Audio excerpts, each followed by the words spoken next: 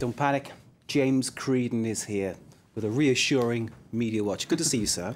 Not sure how reassuring it is. We'll see. We're starting with the satirical paper Le Canard enchaîné, which means the chained duck. Yes. There you go. It's France for you, you know. They've broken a story about Coca-Cola allegedly threatening to pull its advertising from a French TV channel over a documentary which they didn't like. This went out, Mark, on the 8th of January earlier this month. I think we have some visuals from it. It was a documentary about Coca-Cola. Nothing earth-shattering, to be perfectly honest with you, in the sense that I think everybody knows it's not as healthy as a freshly squeezed glass of orange juice, for example.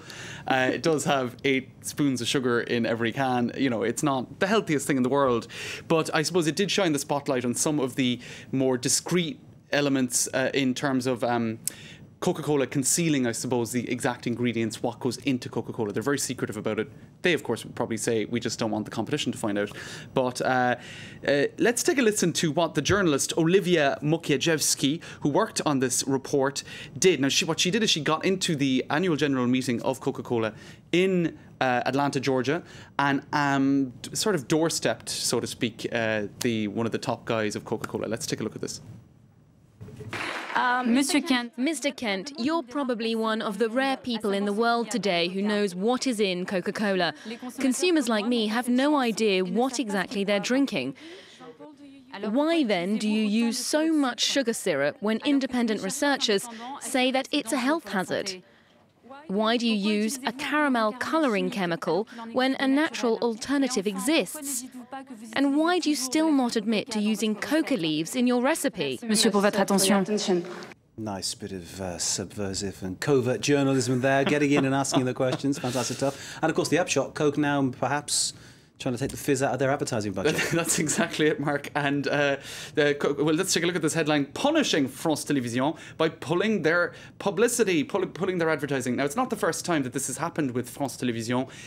Last year, 2 banks pulled their advertising: Crédit Agricole and Société Générale. Société Générale, after an interview with Jérôme Kerviel, went out on France 2, which Société Générale didn't really like. So this is something that happens again and again, where a company doesn't like its portrayal, how it's being portrayed on a channel, when they are also giving that channel a lot of money. It's one of the age-old arguments about advertising and journalism, isn't it? You know, sort of, does the advertising revenue compromise journalistic integrity? And apparently, in this case, not perhaps. Apparently, this documentary, they tried to get it on a number of private channels in France. France 2 is a public channel. All the private channels said no. Even though France 2 also got, I think, 2.3 million euros last year from Coca-Cola in advertising revenue. So, the power of the brand, eh, James? Absolutely. Okay. We're staying in, well, we're going to the UK now. There's an ad campaign to dissuade Bulgarians and Romanians from moving to the great Isle of Britain, or Isles of Britain. Restrictions, though, are to be relaxed next year. Now, what's all this about, then? Obviously, is someone there scared they're going to be swamped by Bulgarians and Romanians? That's it. I think that's the idea. And so one bright idea that a government minister had was, well, why don't we have a negative advertising campaign to convince people in Romania and Bulgaria that the streets of London aren't paved with gold, so to speak? And actually, The Guardian, yesterday, the day before, said, hey, well, send us your ideas. And, well, let's have a look at some of the ideas, because I think they're pretty funny. The sky in the UK is this colour for 8 months of the year. I actually can confirm that if it's anything like Ireland, that is an underestimate. Well, where I was brought up, it was like that for probably 8 months of the year, and then the other, 4, it was the other kind 4 of as well. in between a little bit, and there was a lot of rain, and we all grew up with webbed feet. But there you go. It.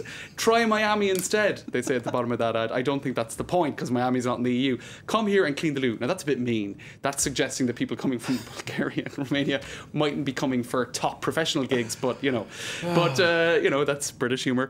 Yep. Grey Britain, I like it. Yeah. It's a stinky, wet, racist tramp, and France is even worse. But they have better and cheaper booze in France.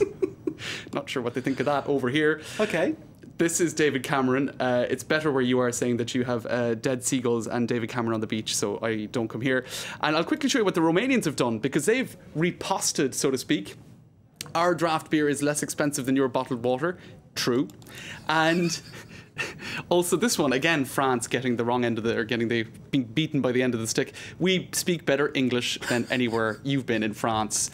That's Romania's answer to that advertising campaign.